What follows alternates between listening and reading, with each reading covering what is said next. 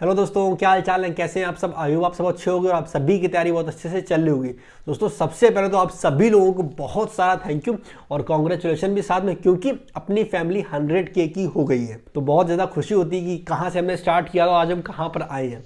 ठीक है, और इन सब में आप सबका बहुत बड़ा हाथ है। तो सभी लोगों को बहुत बहुत थैंक यू। ऐसे अपना प्यार देते रहें, ऐसे अपना सपोर्ट बनाए रहें। दोस्तों, आज की वीडियो हम लोग बात करेंगे एसएससी CHSL के बारे में, यानी 10+2 के बारे में कि किस हिसाब से इसका फॉर्म भरा जाएगा, कब इसका एग्जाम होगा, क्या क्या तैयारी हमको करनी चाहिए, किन किन बुक्स को हमें फॉलो करना चाहिए, किस हिसाब से हमारी पूरी स्ट्रैटेजी होनी चाहिए ताकि हम अच्छे से तैयारी करें और एक जॉब हासिल कर सकें। ये वीडियो स्पेशली उन लोगों के लिए है जिन्होंने, क्योंकि हाल ही में भी CGL के फॉर्म आए थे, तो जिन लोगों का अभी ग्रेजुएशन कंप्लीट नहीं हुआ है उन लोगों के लिए अच्छा मौका है कि वो 10+2 की अच्छे से तैयारी करें, क्योंकि इसकी एलिजिबिलिटी होती है सिर्फ 12th और आपकी एज होनी चाहिए 18+। अगर ये दो चीज़ें आपके पास हैं और आपने 12th पास कर लिया, कोई फर्क नहीं पड़ता कितने भी परसेंटेज आपके हो, ठीक है, तो आप इस एग्जाम की तैयारी कर सकते हो, एग्जाम दे सकते हो और नौकरी पा सकते हो। तो किस हिसाब से हमें इस एग्जाम की तैयारी करनी है, इस बारे में आज बात करेंगे। उससे पहले कल है संडे, तो कल रात 9 बजे इंस्टाग्राम पे लाइव आएंगे। तो अगर आपके कुछ भी सवाल हो तो आप वहां इंस्टाग्राम लाइव में जुड़ के हमसे पूछ सकते हो, वहां आपके क्वेश्चन के आंसर आपको मिल जाएंगे। बात करते हैं एसएससी CHSL की। तो सबसे पहले ये आप जान गए, एलिजिबिलिटी इसकी 12th होती है और एज मांगी जाती है 18+। सबसे पहले बात करते हैं इसके एग्जाम पैटर्न की। देखो, जो CGL का एग्जाम पैटर्न है प्री का, सेम वही इसका पैटर्न होता है। 25 क्वेश्चन आते हैं मैथ के, 50 नंबर के 25 क्वेश्चन आएंगे, इंग्लिश के 50 नंबर के 25 क्वेश्चन आएंगे, GS के 50 नंबर के और 25 क्वेश्चन आएंगे रीजनिंग के 50 नंबर के। 100 सवाल आने वाले हैं, टाइम होगा हमारे पास 1 घंटे का और नंबर मिलेंगे 200। तो ये है इसका एग्जाम पैटर्न प्री का, यानी टीयर 1 का। एग्जाम प्रोसेस क्या होता है? सबसे पहले आपका टीयर 1 होगा, यानी कि जो अभी हमने बताया। इसके बाद होगा टीयर 2। टीयर 2 पेपर होता है डिस्क्रिप्टिव का, उसमें आप हिंदी या इंग्लिश में ऐसे या लेटर राइटिंग कर सकते हो, कोई फर्क नहीं पड़ता। आप हिंदी में लिखो तब भी आपको उसी हिसाब से नंबर मिलेंगे, कोई फर्क नहीं पड़ता आप इंग्लिश में लिखो। तो ये हिंदी इंग्लिश जिसमें आप ज़्यादा कंफर्टेबल हो उसमें लिखो। अगर आपने थोड़ी तैयारी की है, नॉर्मल एवरेज लिखा है, तो 60 नंबर के आसपास मिल जाते हैं। ज़्यादा भी लोगों के आ जाते हैं, पर ज़्यादा क्या आप उम्मीद करना नहीं, 60 नंबर का आप टारगेट लेके चलना, बस ज़्यादा मिल जाएंगे तो और अच्छी बात है। एक बार आपने टीयर 2 भी पास कर लिया, उसके बाद होगा आपका स्किल टेस्ट। इसमें होती है टाइपिंग। तो कुछ पोस्ट में 50 की स्पीड मांगी जाती है और कुछ पोस्ट में 35 की स्पीड मांगी जाती है। तो ये तो हो गया एग्जाम का एक मोटा मोटा ओवरव्यू, आपको समझ में आ गया। अब देखो, 10+2 के फॉर्म आ जाएंगे 1 फरवरी से और उसका इसका एग्जाम कब होगा? तो इसका एग्जाम उन्होंने जो डेट दी है, डेट नहीं मतलब एक महीना दिया कि मई 2022 में हो जाएंगे। अभी आपको फॉर्म भरना है, मई के आसपास इसका एग्जाम होने वाला है। तो हमें तैयारी किस हिसाब से करनी चाहिए? 10+2 की तैयारी के लिए हम आपको 2 चीजें रिकमेंड करेंगे जिसका आपको 100% इस्तेमाल करना है। सबसे पहले है प्रीवियस ईयर क्वेश्चन पेपर, इसके बारे में अभी हम आगे बात करेंगे। दूसरा है मॉक टेस्ट। देखो, आपने बहुत अच्छे से तैयारी की, आपका सब कुछ सही आ रहा है, आपने सिलेबस कंप्लीट कर लिया, आपने प्रैक्टिस भी अच्छी की है, लेकिन अगर आपने घर पे बैठ के मॉक टेस्ट नहीं लगाए तो ये मान लीजिए आपकी तैयारी पूरी 100% नहीं हो पाई है और कहीं ना कुछ कमी रह गई है जो कि आपको सिलेक्शन से दूर कर सकती है। इसलिए एग्जाम हॉल में जाने से पहले घर पे बैठ के एग्जाम वाला फील देना बहुत ज्यादा जरूरी होता है। तो आपको मॉक टेस्ट देने चाहिए। मॉक टेस्ट आपको ये बताएगा कि हम जो तैयारी कर रहे हैं क्या वो सही डायरेक्शन में जा रही है या नहीं जा रही है। आप लोग मॉक टेस्ट दोगे कहां से? आप लोग टेक्स्ट बुक के मॉक टेस्ट दे सकते हो। हम जब तैयारी कर रहे थे उसमें हमने टेक्स्ट बुक के मॉक टेस्ट लगाए थे और यकीन मानिए जब हम तैयारी कर रहे थे उस समय मॉक टेस्ट ने बहुत ज्यादा हमें हेल्प की थी। तो हमें हेल्प की थी, मेरा सिलेक्शन हुआ, आपको भी हेल्प मिलेगी और आपका भी सिलेक्शन होगा। टेक्स्ट बुक के मॉक टेस्ट के पासेस चलते हैं 1 साल का, 2 साल का, 3 साल का। अगर आप इनका कोई भी पास खरीदते हो, जैसे आपने 1 साल का पास खरीदा तो उसमें होगा क्या? जैसे मान लो आपने 10+2 का एग्जाम सोच के मॉक खरीदे थे, तो 10+2 के मॉक टेस्ट आपको मिलेंगे, साथ में एसएससी के सारे मॉक टेस्ट मिलेंगे। इसके अलावा एसएससी के एग्जाम के अलावा भी बैंक का, रेलवे का, आईबी का, पुलिस का, स्टेट एग्जाम जो भी होते हैं वो सारे एग्जाम के मॉक टेस्ट आपको साथ में मिलेंगे। इसके अलावा प्रीवियस ईयर क्वेश्चन पेपर भी मिलेंगे जो आप मॉक टेस्ट के रूप में दे सकते हो। इसमें टेक्स्ट बुक का ऑफर चल रहा है जिसमें उनका 1 साल का पास मिल रहा है 400 रुपए का, लेकिन अगर आप मेरा कूपन कोड KB10 यूज करते हो तो वो पास आपको मिलेगा 340 रुपए का। इसके अलावा वो पास है 1 साल का, लेकिन अगर आप अभी परचेस करते हो तो वो 12 महीने की जगह आपको मिलेगा 18 महीने का। तो 18 महीने के पास 340 रुपए का मिलेगा, लेकिन ये स्कीम सिर्फ है 31 जनवरी तक, मतलब उसके बाद ये ऑफर खत्म हो जाएगा। तो अगर आपको पास परचेज करना है तो अभी कर लो। इसके अलावा अगर आप इनका पास अभी परचेज करते हो तो आपको मौका मिलेगा निशान कार्ड जीतने का। और एक बात, 1 तारीख से पासेस के प्राइस बढ़ने वाले हैं, तो फिर अगर आपको लेना ही है तो अभी ले लीजिए, बाद में प्राइस बढ़ जाएंगे तो कोई फायदा नहीं है। दूसरे नंबर की चीज जो सबसे ज्यादा आपके लिए इंपॉर्टेंट है वो है प्रीवियस ईयर क्वेश्चन पेपर। देखो, हमने देखा लोग तैयारी करते हैं तो अपनी स्ट्रेटेजी को इतना कॉम्प्लिकेटेड बना देते हैं कि वो खुद भी समझ नहीं पाते हमें क्या मेरे लिए सही है, क्या मेरे लिए गलत है। देखो, एकदम सिंपल सी सीधी स्ट्रेटेजी रखो, आपको भी आसान रहेगा और आप बार बार उसका रिवीजन भी कर सकते हो। ज्यादा चीजों को टफ ना बनाओ, ज्यादा अजीब सा पजल मत बनाओ कि नहीं यार मैं ये भी कर ले, वो भी कर ले, वो भी कर ले। 50 चीजें करने की जरूरत नहीं है, एक चीज करो, उसे बार बार रिपीट करो। यही एक सोल्यूशन है जॉब पाने का। तो हम सब्जेक्ट वाइज बात करते हैं। सबसे पहले हम बात करते हैं मैथ्स की, कि मैथ्स में आपको क्या करना है और कैसे करना है। पहले किताबों की बात करते हैं। देखो ज्यादा किताबें आपको खरीदनी नहीं है, आपके पास एक किताब जो जरूरी है वो होनी चाहिए प्रीवियस ईयर क्वेश्चन पेपर की। तो प्रीवियस ईयर की इंपॉर्टेंस बहुत ज्यादा। प्रीवियस ईयर आपको ये बताते हैं कि एग्जाम में अभी तक क्या आया था, किस हिसाब से एग्जाम का पैटर्न है और फ्यूचर में क्या आ सकता है। तो दो किताबें आपको रिकमेंड करेंगे। इन दोनों में से जो किताब आपको अच्छी लगती है उनमें से ले लो। एक है राकेश सर की 7300 वाली किताब, उसमें प्रीवियस ईयर के क्वेश्चन पेपर दे रखे हैं, या फिर दूसरी किताब किरण की आती है। दोनों किताबें आपको दिखाई पड़ रही। इन दोनों में से जो किताब आपको अच्छी लगती हो, इन दोनों में से कोई एक किताब परचेज कर लो, आपका काम हो जाएगा। और उस किताब को आपको अच्छे से खत्म करना है। तो मैथ्स में 3 चीजें आती है, एक अर्थमेटिक, दूसरा एडवांस और डीआई। ये तीनों चीजें बहुत इंपॉर्टेंट है, आपको कुछ भी स्किप नहीं करना। ये मत सोचना कि नहीं यार एक काम करते हैं, डीआई तो 3 ही क्वेश्चन आने वाले, 2 ही क्वेश्चन आने वाले, इसे स्किप कर दो। ठीक है, अगर आपने थोड़ी मेहनत की है डीआई में तो आप डीआई कर लोगे। हाँ, थोड़ी सी कैलकुलेशन की दिक्कत कभी कभी आ जाती है, अगर पेपर थोड़ा सा अजीब आ गया या कैलकुलेटिव आ गया तो कैलकुलेशन के लिए आपको क्या करना है, देखो आपको 30 तक स्क्वायर याद करने हैं कम से कम। ठीक है, अगर बात करें क्यूब की तो 20 तक तो कम से कम याद कर लेना, 30 कर लोगे और अच्छी बात, लेकिन 20 तो याद होने ही चाहिए।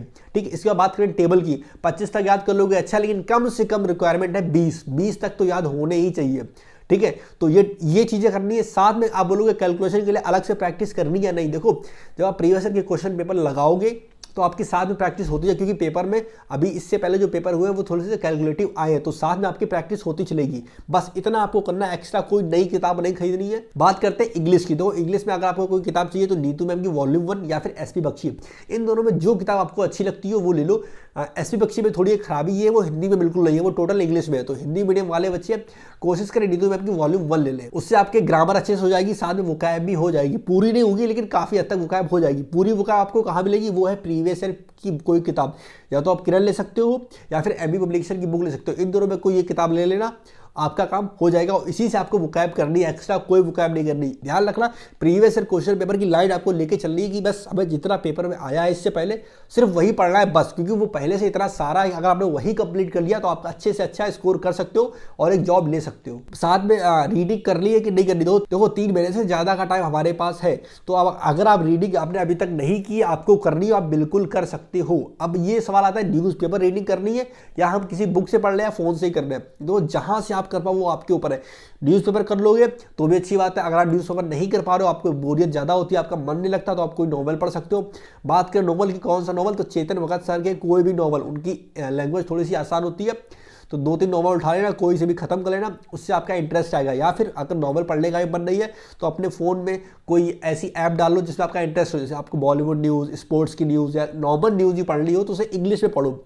ठीक है, तो अगर ये चीज़ आप इंग्लिश में करोगे तो आपकी धीमे धीमे हैबिट बनेगी इंग्लिश पढ़ने की, और वो चीज़ आपको गारंटी दे रहे बहुत ज़्यादा फायदा देने वाली है। तो 2 किताबें आपको खरीदनी है इंग्लिश के लिए, एक्स्ट्रा कोई किताबें मत खरीदना। ठीक, बात करते हैं जीएस की। तो जीएस का क्या है ना, कुछ भी फिक्स नहीं होता। इंग्लिश और मैथ्स का पता है आदमी को कि हम ज़्यादा मेहनत करेंगे तो अच्छे नंबर ले आएंगे, लेकिन अगर जीएस की बात आती है तो शायद उतना अच्छे से चीज़ें नहीं हो पाती है। रीज़न क्या है, जीएस बिल्कुल भी फिक्स नहीं है। हो सकता है जिसने कम पढ़े उसके ज़्यादा नंबर आ जाए, हो सकता है जिसने ज़्यादा पढ़ाई की उसके कम नंबर आ जाए, लेकिन फिर भी आपको स्मार्ट तरीके से पढ़ाई करनी है। जैसे क्या क्या चीज़ें इंपॉर्टेंट है आपके लिए, सबसे पहले करंट अफेयर्स बहुत ज़्यादा इंपॉर्टेंट है। 5-6 सवाल तो बड़े आराम से आ जाते हैं हर पेपर में, तो 10-12 नंबर तो सीधा सीधा करंट अफेयर्स आ ही रहा है।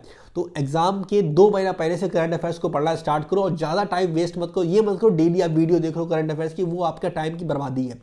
आप हफ्ते का करंट अफेयर देख सकते हो पीडीएफ में, या कोशिश करो महीने का मिल जाए।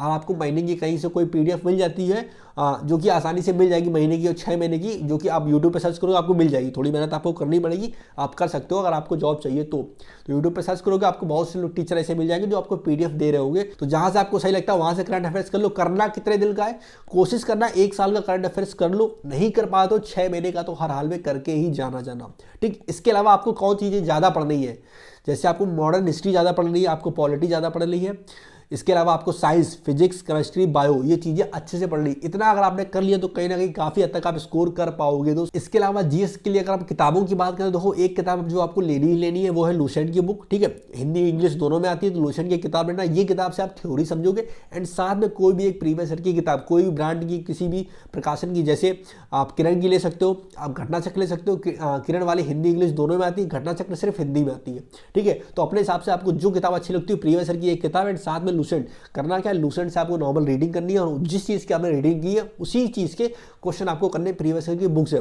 तो एक ही चीज़ को आप दो जगह पढ़ोगे, थ्योरी में एक बेसिक अंडरस्टैंडिंग आपकी होगी और प्रीवियस ईयर क्वेश्चन में आपको समझ में आएगा क्वेश्चन किस हिसाब से पूछे जाते हैं एग्जाम पे। बाकी ध्यान रखना करंट अफेयर्स आपसे बिल्कुल भी मिस ना हो। बात करें अगर रीजनिंग की तैयारी कैसे करी, तो रीजनिंग का क्या है कि आसान है, ठीक है, लेकिन आसान का मतलब ये नहीं है कि आपको इसमें बिल्कुल ढील दे देनी है, ढील भी नहीं देनी। देखो आसान चीज़ों में आपका स्कोर करना बहुत ज़्यादा जरूरी हो जाता है, क्योंकि जो चीज़ आसान है उसे हर कोई कर रहा है। अगर आप उसी में उससे पीछे हो गए तो आप पूरे 200 में आप उससे कहीं ना कहीं पीछे जाओगे। तो रीजनिंग की तैयारी आपको कैसे करनी, तो रीजनिंग की तैयारी करना बहुत सिंपल है एकदम। तो चीज़ों को सिंपल रखो, आप अच्छे से कर पाओगे। सबसे पहले क्या काम करो, आप एक 25 क्वेश्चन का रीजनिंग का एक सेट लगाओ। आपने मान लो 25 क्वेश्चन का सेट लगाया और 50 में आपके 20 नंबर है, हम नहीं बोलते आपके 40 आ गए, आपके 20 नंबर है, 30 नंबर नहीं है। तो 20 का मतलब ये होता है कि 10 सवाल आपने कर लिए और 15 सवाल आप नहीं कर पाए। तो जो 10 सवाल आपने कर लिए उससे पहले भूल जाओ, जो 15 सवाल आप नहीं कर पाए वो चेक करो कौन कौन से टॉपिक से थे। नंबर सीरीज में या स्लॉग में आपसे गलती हुई या आपको सवाल नहीं आते थे, तो आपको बाकायदा यूट्यूब पे जाना है और सर्च करना number series reasoning for SSC CGL या कुछ भी फॉर एसएससी एग्जाम ही लिख देना। ठीक, इतना आपने किया तो आपके सामने बहुत सारी वीडियो आ जाएगी। तो जो वीडियो आपको सही लगे उस वीडियो से पढ़ना स्टार्ट कर दो और ऐसे करके आपको सारे चैप्टर खत्म करने हैं रीजनिंग के। एक बार आपने सारे चैप्टर खत्म कर लिए उसका सिर्फ आपको मॉक टेस्ट देना है रीजनिंग के लिए। जो मॉक टेस्ट आप दोगे उसमें रीजनिंग के 25 क्वेश्चन आएंगे और उसमें जो सवाल नहीं आते तो बस उन सवालों पर ध्यान देना। मान लो अगर आपको ऐसा लगा कि नंबर सीरीज हमने एक बार पढ़ ली लेकिन फिर भी मेरे सवाल गलत हो रहे हैं तो दोबारा पढ़ लो। बस ऐसे जो सवाल आपको नहीं आता, जो चैप्टर नहीं आता, सिर्फ रीजनिंग में आपको वो पढ़ना है। ऐसा अगर आप करोगे तो आपकी रीजनिंग बहुत आसानी से कंप्लीट हो जाएगी। तो रीजनिंग मैथ्स की तरह बिल्कुल नहीं है कि मैथ्स को अगर आप डेली 2 घंटे 2.5 घंटे दे रहे हो तो रीजनिंग को भी इतना टाइम डेली दो। उसे आप टाइम उस हिसाब से दोगे, जितना आपको नहीं आता उतना पढ़ो और आगे बढ़ जाओ। बस ऐसे करके आपको रीजनिंग कंप्लीट करनी है। तो यहाँ आपने बात कर ली चारों सब्जेक्ट की, इसके अलावा और क्या क्या गलतियां होती हैं वो भी सुन लीजिए। देखो बात करें मॉक टेस्ट की, हम लोग मॉक टेस्ट तो बहुत सारे दे लेते हैं लेकिन गलती करते हैं उसका अच्छे से एनालिसिस नहीं करते। तो आपको एक अलग कॉपी बनानी है एनालिसिस की और उसमें करना क्या, आपको नोट डाउन करना आपने पहला मॉक इस तारीख को दिया था, आपके हर सब्जेक्ट में इतने नंबर आए और टोटल इतने नंबर आए। आपके दूसरे मॉक का टारगेट ये होना चाहिए कि अगर मान लो पहले मॉक में आपके 100 नंबर आए तो इस मॉक में आपके 105 नंबर आने चाहिए। अगर आ जाते हैं तो अच्छी बात है, लेकिन अगर नहीं आते तो ये पता करो क्यों नहीं आए। क्या वो पेपर ज्यादा टफ आ गया था तो बात अलग है, लेकिन अगर नॉर्मल पेपर वैसा ही आया था और आपके नंबर कम रह गए तो क्यों, क्या आपसे रीजनिंग में गलती हुई? तो रीजनिंग को सही करो, जो चैप्टर नहीं आता उसे दोबारा पढ़ो। मैथ्स में गलती हो गई, जहां पे गलती हुई उस चीज को इंप्रूव करो। एंड सबसे पहले एनालिसिस बहुत ज्यादा जरूरी है। हमने एनालिसिस के ऊपर एक डिटेल में वीडियो ऑलरेडी बनाया हुआ है, वो वीडियो आपको मेरे चैनल में मिल जाएगा, वो वीडियो देख सकते हो। उससे फायदा आपको समझ में आएगा कि कैसे एनालिसिस करते हैं। आपको पता होना चाहिए जो सवाल मेरा सही हुआ वो तुक्के में सही हुआ या हमें आता था, जो सवाल मेरा गलत हुआ वो हमें नहीं आता था या कोई कैलकुलेशन मिस्टेक थी। ये छोटी छोटी चीजें होती है जो बहुत ज्यादा इफेक्ट डालती है एग्जाम में। तो इन चीजों का ध्यान रखें और अच्छे से एनालिसिस करें। इसके अलावा एक दो और बातें होती है जो आपको बता दें, जैसे लोगों का कहना है कि सीजीएल टफ आता है और 10+2 आसान आता है। देखो ऐसा कुछ भी नहीं है, ठीक है। नाम का है कि 10+2 का 12th लेवल का है और सीजीएल ग्रेजुएशन लेवल का, लेकिन बहुत बार ऐसा हुआ है कि 10+2 का पेपर सीजीएल से भी टफ आ गया। तो ये अपने दिमाग से निकाल देना। ये गलती मत करना कि हम टफ टफ टफ टफ के पीछे भागे जा रहे हैं और टफ ही पढ़ते चले जा रहे हैं, ठीक है। तो ये गलती मत करना। इसके अलावा ये मत करना, जैसे मान लो आपने 7 दिन लगातार मॉक दिया, आपके नंबर नहीं बढ़ रहे, तो वहां पे आपको मॉक को थोड़ा सा स्टॉप करना है और ये देखना है नंबर क्यों नहीं बढ़ रहे हैं, क्या गलती ऐसी हो रही जिसके नंबर नहीं बढ़ रहे। तो 7-8 दिन मॉक मत दो, जो गलती हो रही है उस पर अच्छे से काम करो और फिर दोबारा मॉक दो। तो शुरुआत में मॉक आपको कैसे देने, तो शुरुआत में आपको हफ्ते में 1 मॉक देना है, ठीक है, और उसका अच्छे से एनालिसिस करना और बाकी के 6 दिन उस पर काम करना।